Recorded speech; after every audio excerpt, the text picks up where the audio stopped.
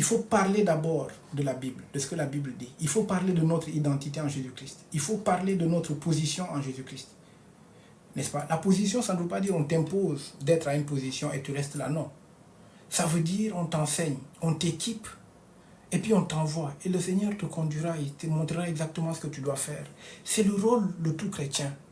C'est de prêcher la parole de Dieu, de gagner des âmes, de les baptiser, de les enseigner, de les édifier, de les exhorter, de les équiper, de les laisser partir. Eux, ils font des trucs pour esclavagiser. Les frères avec qui j'étais, le frère Alain et Bertrand, là. Mais c'est ce qu'ils font. C'est Babylone. Ça, c'est Babel. On n'est pas contre les ambitions de quelqu'un. Mais en Christ, il n'y a pas d'ambition. La seule ambition, c'est de gagner les âmes. Parce que les gens sont sous emprise du diable. Ils sont comme ça retenus captifs. C'est biblique. Et nous, on doit amener la lumière de l'évangile pour les libérer par la parole. En leur disant que Jésus est mort pour vous. Vous avez juste à croire, vous faire baptiser. Et une fois que c'est fait, on les équipe. Parce que ceux qui retiennent les enfants de Dieu dans l'ignorance, ils jouent le jeu du diable. Ils jouent le jeu de l'antéchrist.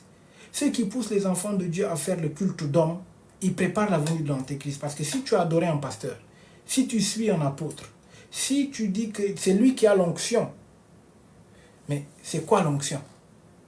Des gens, ils mettent des vestes là, l'onction d'Élie, l'onction du pasteur. Mais c'est des antichrists. L'onction, c'est Jésus-Christ. L'onction, c'est le Saint-Esprit. L'onction, c'est ce qui scelle le chrétien et qui l'équipe en vue de l'édification. Ce que je fais là, je le fais sous l'effet de l'onction. C'est l'onction qui équipe. C'est l'onction qui pousse. C'est l'onction qui te fait parler. C'est l'onction qui te fait dire ce que tu dois dire. Et l'onction, c'est Dieu lui-même. C'est l'Esprit de Dieu, c'est Dieu lui-même. L'onction, c'est Jésus-Christ. C'est pour ça, à la chambre haute, Dieu leur a dit d'attendre qu'il leur envoie le consolateur. Parce que c'est le consolateur qui équipe et qui donne l'ordre de mission. Sans l'onction, tu ne peux rien faire. Donc, aucun chrétien ne peut aller faire quoi que ce soit sans l'onction. On a tous l'onction et l'onction nous dit quoi faire. Et eux, ils se sont accaparés de ça. Et eux qui poussent le peuple de Dieu. Moi, je fais comme Ézéchiel, dans Jérémie, dans Ésaïe, n'est-ce pas? Comme Élie face au faux prophète de Jézabel. C'est ce que je suis en train de faire. Je me fous de ce que quelqu'un fait ou ne fait pas. Je n'ai rien contre quelqu'un. Mais nous devons revenir à l'évangile. Et nous devons, nos cœurs là, nous devons regarder ce qu'il y a dedans. Parce que les chrétiens d'aujourd'hui sont très hypocrites. Ces hommes-là, qui préparent les frères à les suivre des hommes, ils préparent la venue de l'antéchrist. Parce que si tu suis un apôtre, si tu suis un évangéliste, si tu suis un pasteur, si tu suis un docteur, quand l'antichrist va entrer en scène avec toute la puissance de l'ennemi, parce que ceux-là sont très petits, tu vas suivre un homme, tu vas te détourner de la parole. Quand tu ne libères pas tes frères dans leur cœur et à travers l'enseignement, tu es complice de ce crime à venir que les gens vont adorer la bête. La bête, c'est quoi? C'est les fausses doctrines, c'est les faux enseignements. C'est l'antéchrist, c'est-à-dire tout ce qui détourne de Christ. Et ces gens sont antéchrists. Aujourd'hui, il y a beaucoup d'antéchrists dans le corps de Christ. Et ils ont tous la Bible en main. Ils crient tous Jésus est Dieu.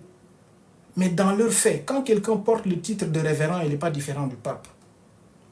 Quand quelqu'un dit que l'homme de Dieu a l'onction, il n'est pas différent du pape. Quand quelqu'un dit j'enlève l'onction à quelqu'un, il n'est pas différent du pape. Quand quelqu'un maudit un enfant de Dieu, il n'est pas différent du pape. Quand quelqu'un réclame la déférence, il n'est pas différent du pape. Quand quelqu'un demande qu'on lui paye la dîme, il n'est pas différent du pape, parce qu'il rend le sacrifice de Jésus inutile. On doit payer la dîme pour être sauvé. Ça veut dire Jésus, là, il est venu pour zéro, nada.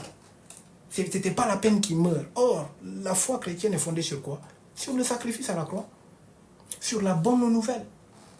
Jésus est mort, il est ressuscité. Il a été annoncé depuis le temps des prophètes. Il est venu, il a marché sur la terre des hommes. Il a prêché. Il est mort, il est ressuscité. C'est ça la bonne nouvelle. Et il envoie le Saint-Esprit pour qu'on aille annoncer cette bonne nouvelle qui a été annoncée depuis les prophètes, depuis les temps anciens et qui s'est manifestée. Dieu est venu dans un corps d'homme, l'Emmanuel. C'est ça le rôle d'un chrétien. C'est ça qu'on dit, nous sommes la lumière du monde. C'est cette lumière-là qui doit briller dans chaque chrétien. Et c'est incompatible avec les gens qui suivent des hommes. Et pour que les gens ne suivent pas des hommes, il faut qu'ils connaissent leur position et leur identité en Christ. Et pour qu'ils connaissent leur position et leur identité, il faut qu'on leur enseigne l'initiation en Christ, la mystique de Christ. La mystique de Christ, c'est quand un homme comme ça maudit les adeptes, comme beaucoup font. Tu ne payes pas la dîme, tu es maudit. Tu ne veux rien faire pour ton père. Tu quittes l'assemblée, tu es maudit. Est-ce que Dieu a bâti des assemblées? On est le temple du Saint-Esprit. Quand on se réunit à trois, l'église est là. Le bâtiment là, c'est nous. Dieu s'en fout des bâtiments. Les apôtres ont bâti des bâtiments. Les gens souffrent, ils n'ont pas d'argent. Vous allez mettre des millions d'euros pour construire des bâtiments alors que les gens sont ignorants. Ils sont pauvres, ils vont aller s'endetter pour construire vos bâtiments à vous. Les apôtres faisaient comment? Ils louaient. Ils louaient. Et quand ils ne louaient pas, ils faisaient des bâches comme ça. Des trucs simples comme ça. Le gars là qui est tombé de l'étage là que Paul a ressuscité.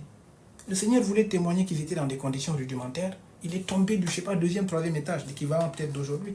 Il dormait comme ça, là, il prêchait, il est tombé. Ils étaient dans des conditions rudimentaires. Pourquoi? Parce que c'est les hommes.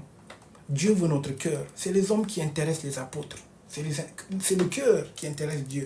C'est l'édification qui intéresse. Mon peuple périt par défaut de connaissance. On n'a pas dit mon peuple périt parce qu'il n'a pas de bâtiment pour louer Dieu. Dieu s'en fout des bâtiments. Il a dit qu'il ne restera pas pierre sur pierre.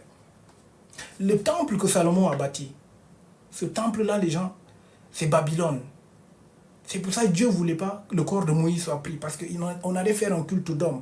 Les gens font le culte du Jérusalem terrestre. Jérusalem terrestre, c'est le temple de Salomon. Or, le vrai temple du fils de David, ce n'est pas Salomon. Le vrai fils de David, c'est Jésus-Christ, spirituellement parlant, mais aussi dans la descendance et dans la lignée. Le vrai temple, le temple, c'est nous. C'est pour ça la parole de Dieu, c'est deux choses. C'est une parole de mort et une parole de vie. Quand le Seigneur dit le fils de David, les gens voient Salomon. Nous, les secs, on voit Jésus. Quand il dit le temple de Dieu, les gens voient le temple de Jérusalem physique. Nous, on voit la nouvelle Jérusalem terrestre. N'est-ce pas? Le royaume des cieux.